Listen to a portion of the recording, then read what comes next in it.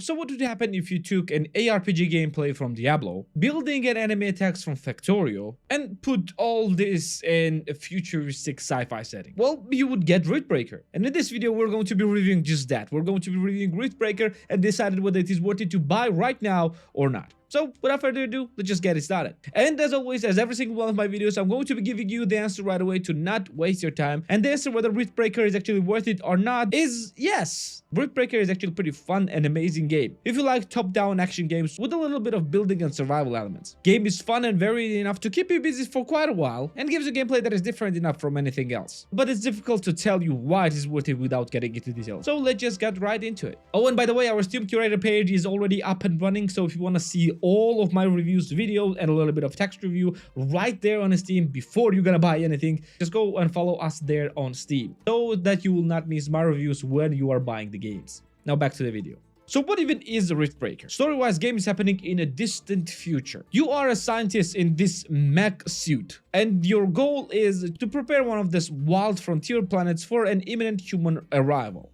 And you basically need to build a rift gate for the humans to enter the planet. That's an overall premise of the campaign. And yes, you have the campaign mode and you have a survival mode in the game. So you land on a planet and you need to prepare an infrastructure for arrival of the people. That's practically what you do. And by infrastructure, I mean that you need to build an eventual rift gate. Gameplay-wise, this is a top-down action game. You're controlling this mech and you're choosing a different weapons to protect yourself against the, well, local wildlife. And the gameplay-wise is actually pretty simple. You are given a certain goals, and these goals are played out like a kind of like a tutorial. And your goal is to exploit the resources and build bases and protect it from the wildlife. And wildlife here is ferocious. You have a bunch of different creatures, starting from a small ones, ending with the very big and very aggressive ones. And they will have their own habitats and their own nesting places where they will basically inhabit the places. And from time to time, they will attack your base in small numbers or in large invasions. And usually for the small invasions, the attacks are happening pretty randomly, but in the large invasions, you have some time to prepare. And you're preparing by building walls and turrets and defense systems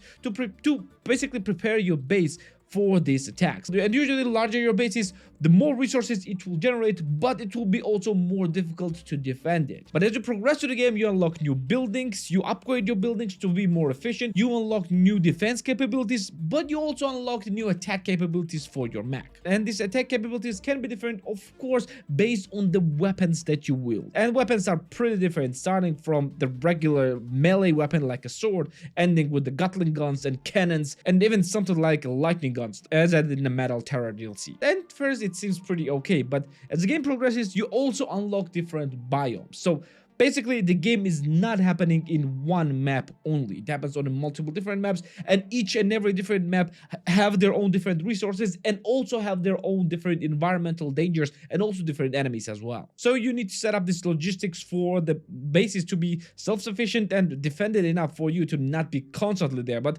yeah, you will need to be more or less often there to defend against larger invasions of the enemies. And invasion-wise and enemy variety-wise, it is closer to the StarCraft 2 Zerg invasions. So if you want to know how it actually looks like, well, it looks exactly like that. The enemies look like Zerg. It's kind of like a giant insectoids through and through. And my god, when those invasions happens and in the later stages of the game, the absolute mayhem is happening on screen, because you might be attacked, because you might be fending off against thousands of enemies. It is insane how many enemies can attack you all at once, and they can also attack you from different sides. And if you have a large base, and if this base have some gaps and weaknesses in defenses, the enemy will utilize it and they will push through. And when this will happen, oh man, prepare for the heavy battle. Game has quite a lot of RPG systems as well, like upgrade systems, different weapons that you can unlock, build, and utilize. And overall game is pretty varied and fun enough, and it's pretty cool experience. But there is also one downside that I actually encountered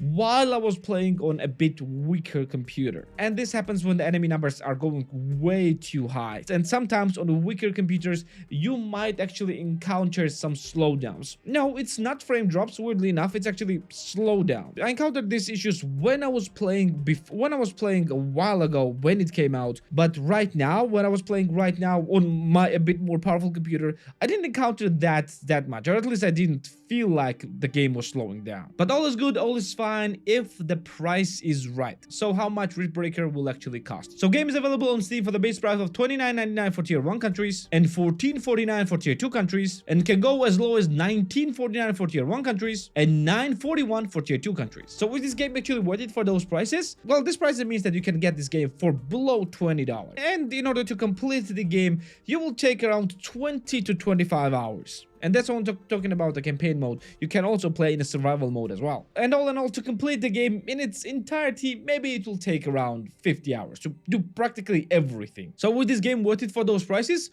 Well, I would say yes. This game is a very interesting mix of strategy and action, and of course building as well. Enough to keep you busy and on your toes. And if you like the strategy games that has a little bit of action, well, this is just it. To be fair, weirdly enough, I don't know if it's a good comparison or not, but this game felt more like Dyson Sphere of Program or even Supreme Commander, but with more emphasis on action with your main commander unit. And it felt pretty great. Would I recommend you to buy this game for below $20? Yes. Would I recommend you to buy this game for the full price? Maybe not. Not because it's not worth it, but because you can get it just for the cheaper prices. Yes, the sales for this game are not that deep, but yeah, it's sale nonetheless, and game is on a sale pretty often. So yeah, wait for the sale and buy the game. And if you're watching this video already on a sale, well yeah, you can freely get this game and you will enjoy it quite a lot. Of course, if you have more or less beefy computer, but if you don't worry, the slowdowns in the game that I experienced in the past was not actually that bad. It's not